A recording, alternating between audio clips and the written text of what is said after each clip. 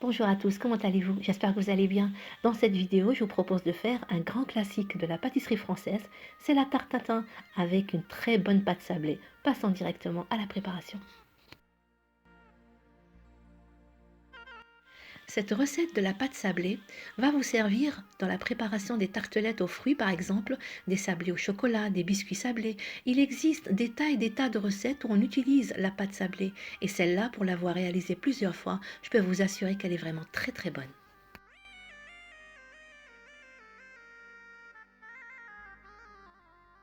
Commençons par mesurer 140 g de farine, 20 g de sucre glace, 65 g de beurre ramolli et 1 g de sel.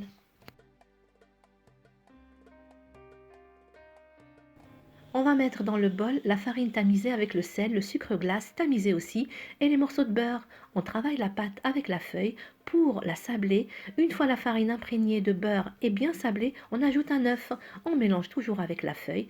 La pâte se forme, on la couvre de film transparent et on la réserve 30 minutes au frigo.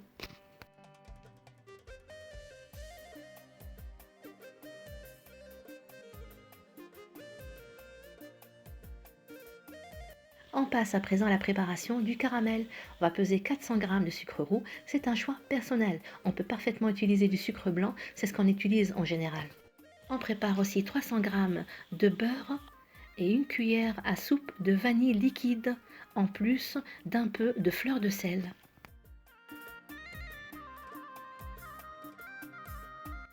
Au contact de la chaleur, sur feu moyen, le sucre va fondre et le caramel va se former. On ne va pas utiliser de spatule ou autre et on va éviter de remuer. Et dès que le sucre a complètement fondu, on incorpore le beurre. Et dès que c'est homogène, on laisse reposer 5 minutes et on verse le caramel dans le moule. On préchauffe le four à 180 degrés. Entre-temps, j'épluche les pommes et je les coupe en quartiers. Je les dépose dans le moule sur le caramel comme dans l'image.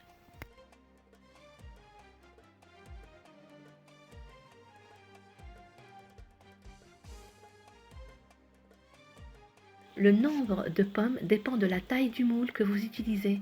J'ai utilisé 9 pommes pour ce moule.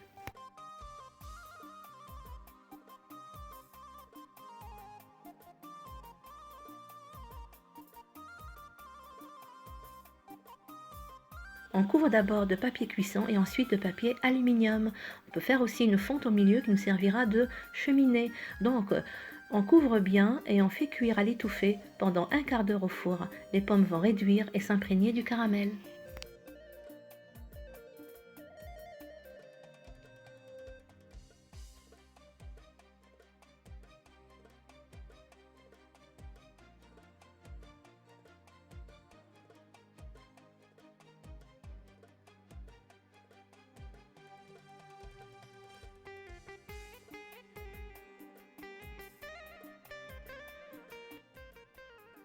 Dès la sortie du four, on reprend la pâte sablée qu'on a réservée au frais et sur un plan fariné ou bien sur du papier sulfurisé, on étale la pâte en fonction de la taille du moule. On la pose ensuite sur les pommes, on peut la piquer avec la fourchette et on remet à cuire au four à 170 degrés pour 40 minutes.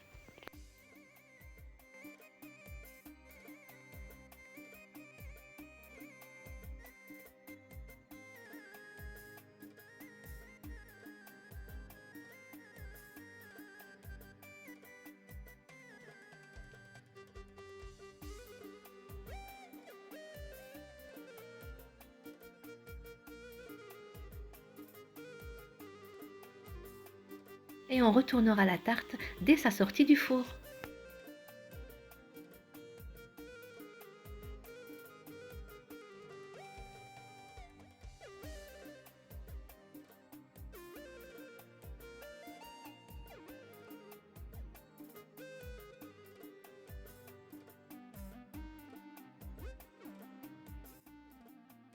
Vous pouvez servir vos tartes tatin avec de la glace ou bien de la crème fraîche épaisse.